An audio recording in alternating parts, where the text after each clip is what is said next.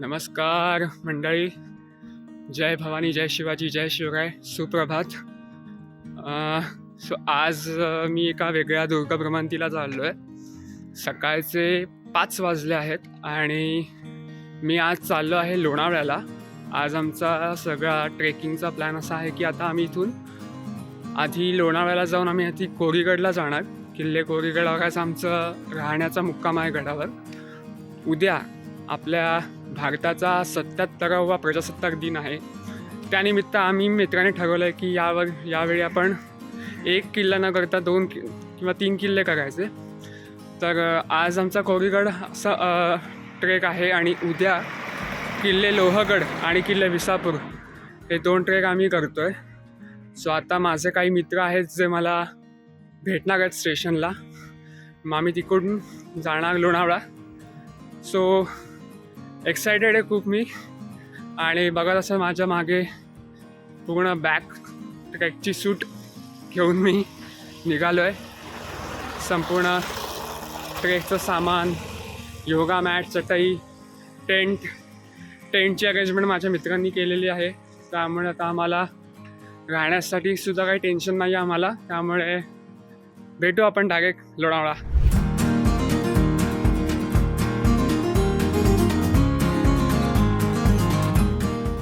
तुम्ही बघताय आम्ही कशा अवस्थेत बसलो. आम्ही आता पब्लिक ट्रान्सपोर्ट केलं आहे. आमची गाडी आम्ही ठेवली आहे घाटातच हायवेला. आता ती गाडी ते येऊन घेऊन जाते आणि आम्ही आता पब्लिक ट्रान्सपोर्टने चाललो आहे कोरीगडला. आता वाजले 4. आम्हाला पोहोचायचं होतं 3 वाजता, पण ठीक आहे, आम्ही लवकरात लवकर गडावर पोहोचायचा प्रयत्न करू. आणि थोडं नियोजन चुकल्यामुळे थोडंसं गाडी ट्रॅकवरून घसरली आमची. त्यामुळे आता आपण डायरेक्ट किल्ले कोरीगडावर संध्याकाळी 7 वाजता भेटू.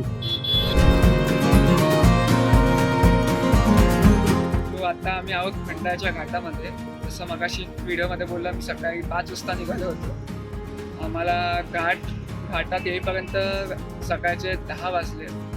सकाळी 10 ते आता वाजले 1:15, 2. आम्ही अजूनही खंडाळा घाटामध्येच आहोत. दुष्काळात 13वा महिना म्हणायचं म्हणजे आमच्या गाडीची क्लच प्लेट झाली खराब आणि आम्ही हळूहळू ढकलत गाडी आणतोय. आणि मध्ये जे गाडी रिपेअर करतात त्यांनी आम्हाला खूप विचित्र अमाऊंट सांगितली की एवढे होतील, 10,000 होतील, 15,000 होतील. आणि आमच्या गाडीचे कृष्ण, जे आमचे काका गाडी चालवत आहेत, ईश्वर दादा, त्यांच्यामुळे थोडं आम्ही व्यवस्थित हळूहळू गाडी नेतोय. त्यामुळे आता त्यांच्या हातात आहे आमचं सगळं सुखरूप पोहोचवणं लोणावळ्यापर्यंत. कारण गेले 4 ते 5 तास झाले आम्ही खंडाळा घाटात अडकून ट्रॅफिकमुळे. आणि ट्रॅफिकची कंडिशन इतकी बेकार आहे की ना पुढे जाता येते ना मागे जाता येते.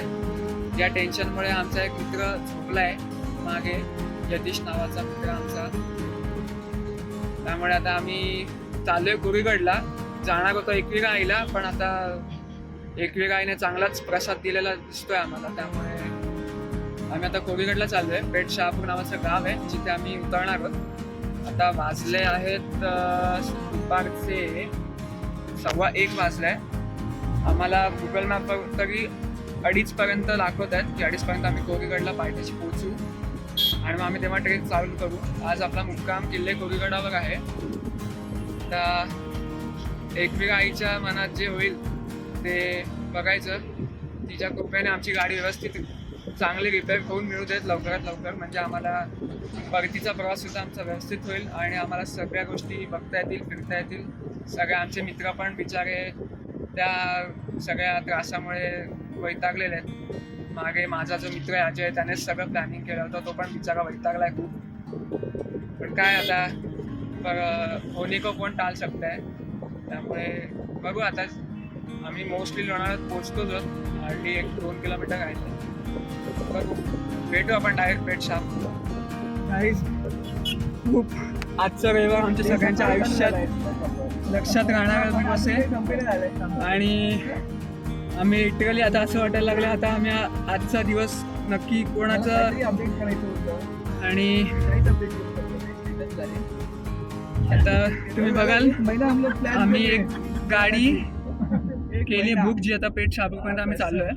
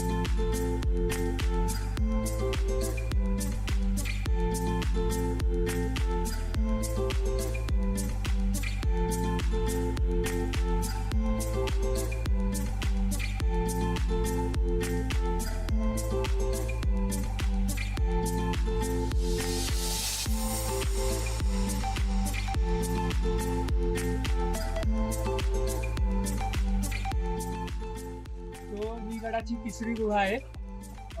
गडावर एकूण अंदाजे 3 ते 4 गुहा आहेत. त्यातली ही सगळ्यात अशी अरुंद आणि घनदाट गुहा, ज्याच्यामध्ये आता आपल्याला काही दिसत नाहीये.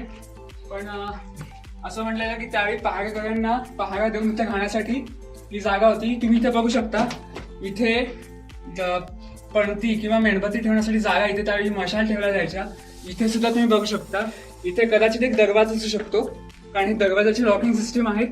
हा पूर्ण आकाराचा एक दरवाजा इथे असू शकतो आणि इथून एक रस्ता वरती जातो. इथे पण तुम्ही बघू शकता, इथे खोबण्या केलेल्या दिसतात. त्या खोबण्यांमध्ये पण त्या मेणबत्त्या ठेवल्या जायच्या त्यावेळी, मशाल वगैरे, की गुहेमध्ये उजेड यायला हवा यासाठी. सो ही गुहा एक मोठी गुहा आहे. आता आपण किल्ल्याच्या महादरवाजाकडे जातो. किल्ल्याच्या पहिल्या गुहेकडे आलोय. एक खाली आपल्याला गणपती मंदिराच्या बाहेर समोर एक गुहा बघायला मिळाली बाजूला. ही दुसरी गुहा आहे.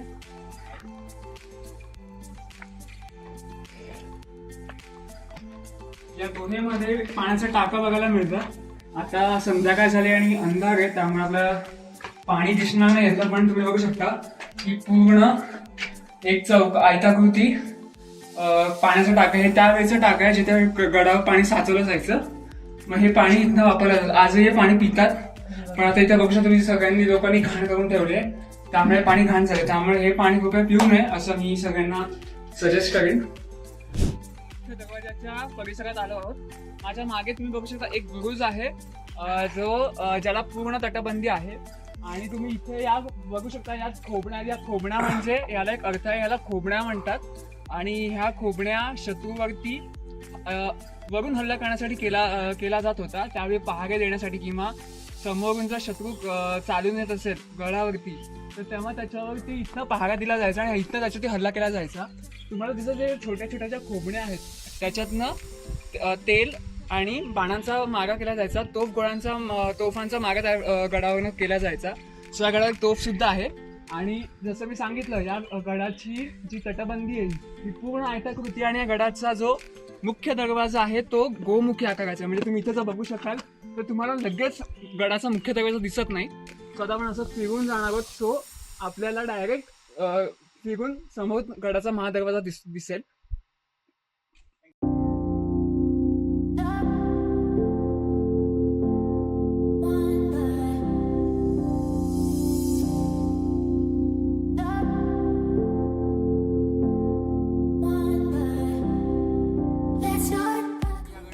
एकच दरवाजा आहे, कुठलाही दुसरा दरवाजा या गडाला नाहीये. सो हा गडाचा मुख्य दरवाजा आहे. सो तुम्ही बघू शकता, आजूलाही मगाशी मी जसं म्हटलं तटबंदी आहे या गडाला. आणि हा असा गड आहे ज्याला कुठेही अजूनही किल्ला ढासळलेला नाही. हा जसा लोहगडाचा का मजबूत बुलंद असा किल्ला आहे. या गडावरती जसं मी तुम्हाला म्हटलं खोबण्या आहेत, त्या खोबण्यांचा वापर शत्रूवरती तेल टाकण्यासाठी आणि बाणांचा मारा करण्यासाठी केला जात होता. तसंही पहारा देण्यासाठी सुद्धा या खोबण्यांचा वापर केला जात होता. आणि त्यावेळेचे मावळे सुद्धा ह्या खोबण्यांचा त्यासाठी वापर करत होते. पुरंदरच्या तहामध्ये जे 23 किल्ले दिले गेले, त्यामध्ये कोरीगड सुद्धा मुघलांना महाराजांना द्यावा लागला होता, जो अतिशय बुलंद असा किल्ला आहे. सो आता आपण किल्ल्यात प्रवेश करूया. थँक्यू. या गडाबद्दल एक महत्त्व सांगायचं झालं तर या संपूर्ण इतिहासाबद्दल, म्हणजे महाराजांनी जे गड किल्ले बनवले, त्याचं गड किल्ल्यांचे एक साम्राज्य त्यांनी उभं केलं, हिंदवी स्वराज्य उभं केलं. त्या हिंदवी स्वराज्यात एक नियम होता, तो म्हणजे गडाचे दरवाजे संध्याकाळी 6 नंतर बंद केले जायचे. म्हणजे आजही किल्ले रायगडावर हा नियम पाळला जातो. आणि तसंच आज मीही तो नियम इथे करणार आहे स्वतःहून. तर आपण आता वाजल्यात संध्याकाळच्या 6:30 आणि स्वराज्यात नियम आला की 6 वाजता गडाचे दरवाजे बंद करायचे असतात. सो आता मी या गडाचे दरवाजे प्रवेश म्हणून बंद करतोय.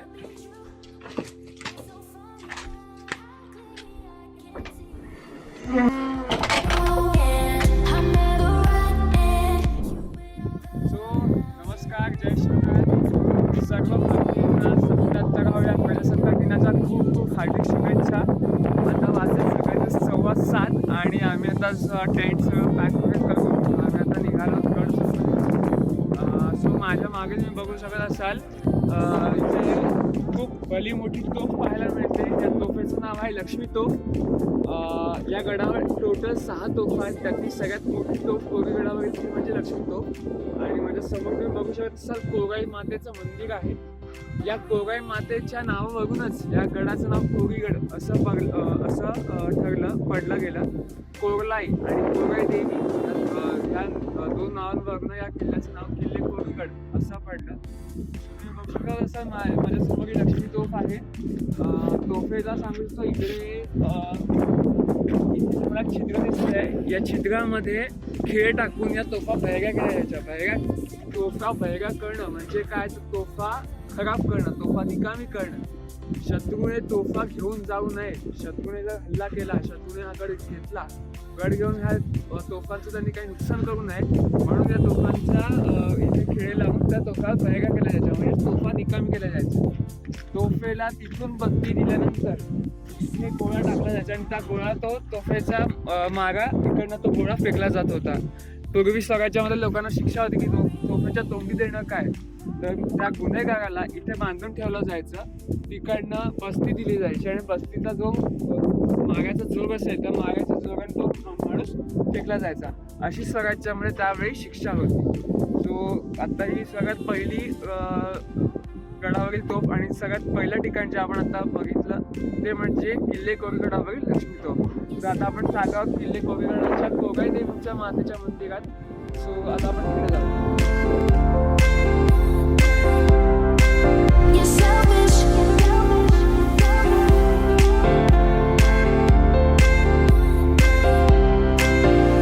किल्ले कोरीगडाबद्दल थोडी माहिती सांगतो. तसं म्हटलं मी पुरंदरच्या 10 ते 23 किल्ले महाराजांना मुघलांना द्यायला लागले होते. त्याच्यात सगळ्यात महत्त्वाचा किल्ला म्हणजे किल्ले कोरीगड. आवाज जास्त असल्याने माझा आवाज नीट ऐकू येणार नाही, पण पुन्हा एकदा सांगतो.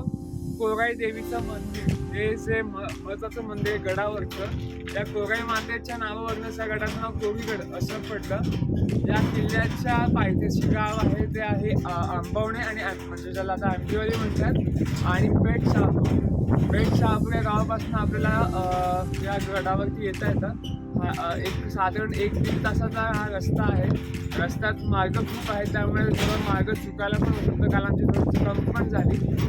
आता हे कोराई मातेचं मंदिर तुम्ही माझ्या मागे इथे बघू शकता. इथे एक दीपस्तंभ आहे आणि इथे एक मूर्ती आहे जी वाटते आहे एका देवीची, आणि हा दीपस्तंभ आहे. आता मंदिरात जाऊयात.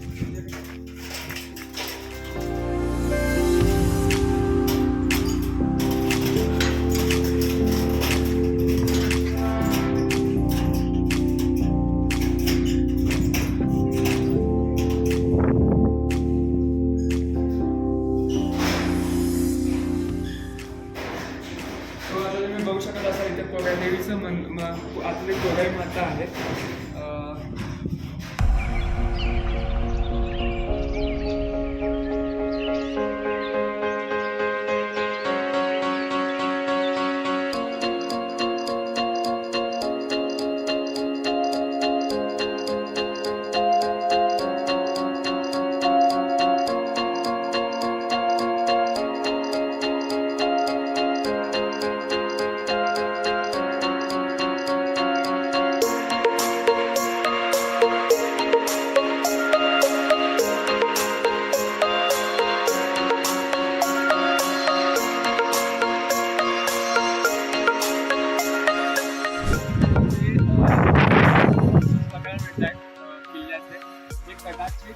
किल्ल्याचं ताळगोळाचा भाग असेल किंवा मग किल्ल्याच्या राजवाड्याचा अवशेष असेल. आणि या किल्ल्याच्या राजवाड्याचे तुटलेले म्हणजे पूर्ण अवस्थेत असलेले अवशेष बघायला मिळतात. तर ही वास्तू आहे जी कदाचित या किल्ल्याचा ताळगोळा कोठार असेल किंवा मग किल्ल्याच्या राजवाड्याचा एखादा भाग असेल. त्यामुळे आपल्याला जाऊन बघू.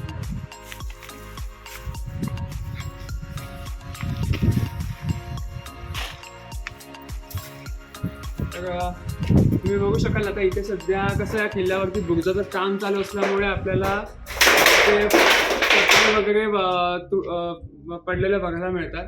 तर कदाचित ही राजवाडाच असू शकतो हा, कारण इथे तुम्ही बघू शकता इथे शोभण्यास सुद्धा मिळतात बघायला. या इथे कदाचित मोठे मोठे खांब ठेवले जायचे आणि त्या खांबांवरती पडदे टाकले जायचे त्यावेळेचे, त्यामुळे इथे असे आपल्याला भाग बघायला मिळतात.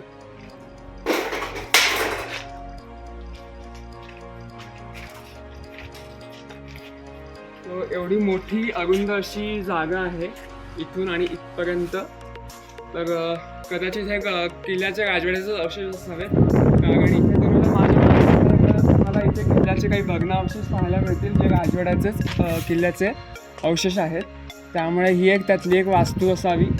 आणि समोरच आपल्याला किल्ल्याचं महादेवाचं मंदिर बघायला मिळतं, ज्या महादेवाच्या मंदिरात आपल्याला तोफगोळे आणि तोफगाडे बघायला मिळतील. सो आपण आता तिकडे सुद्धा जाणारच आहोत.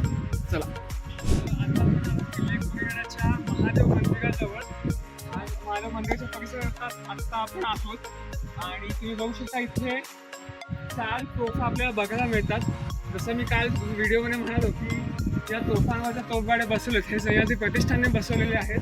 तुम्ही बघू शकता ह्या तोफेला जसं आपण बघितलं तोफेला बसती दिली जायची, इथून गोळा टाकला जायचा आणि ह्या तोफेचा मागा केला जायचा. ही पण एक तुटलेली तोफ आहे ज्याचे भाग झाले 2, तर एक भाग आपल्या तिकडे आहे आणि एक भाग आपल्याला इकडे बघायला मिळतो. अशा 2 तोफा आहेत. आता एका तोफेमध्ये एक दगड टाकून ठेवला आहे. आता याची गोष्ट अशी आहे की या गडावर जेव्हा कर्नल प्रार्थकने हल्ला केला, कर्नल अधिकारी प्रार्थकने जेव्हा गडावरती हल्ला केला तेव्हा त्याला या गडाच्या सगळ्या तोफा घेऊन जायच्या होत्या. पण आपले मावळे इतके हुशार होते की त्या मावळ्यांनी एकही तोफ या गडावरील शत्रूच्या हाती लागू दिली नाही. त्यामुळे या तोफा पुरातत्व खात्याने उत्खनन करून शोधून काढल्यात आणि त्या तोफांचे तोफगाडे आपल्याला इथे बसवलेले बघायला मिळतात. तुम्ही बघू शकता इथे काही तोफगोळे सुद्धा आहेत. मी उचलायचा प्रयत्न करतोय. हे तोफगोळे आहेत.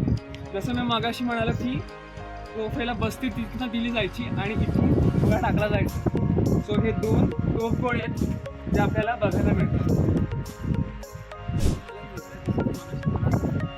किल्ल्याचे राजवाड्याचे भग्नावशेष आहेत पडले आहेत. जेव्हा या किल्ल्यावर इंग्रजांचं वर्चस्व आलं, इंग्रजांनी हल्ला केला, तेव्हा इंग्रजांनी प्रमुख सगळ्या गोष्टी या किल्ल्यावरच्या नेस्तनाबूत केल्या, सगळ्या तोडून टाकल्यात. त्यामुळे हा किल्ल्याचा राजवाड्याचे अवशेष कदाचित त्या राजवाड्याला आपल्या छत्रपती शिवाजी महाराजांचे पावन स्पर्शसुद्धा लाभले असतील. तुम्ही इथे बघू शकता, तुम्हाला इथे काही तोफगोळे सुद्धा बघायला मिळत आहेत. गणेश ते उचलून बघतोय आणि मी तुम्हाला दाखवतो.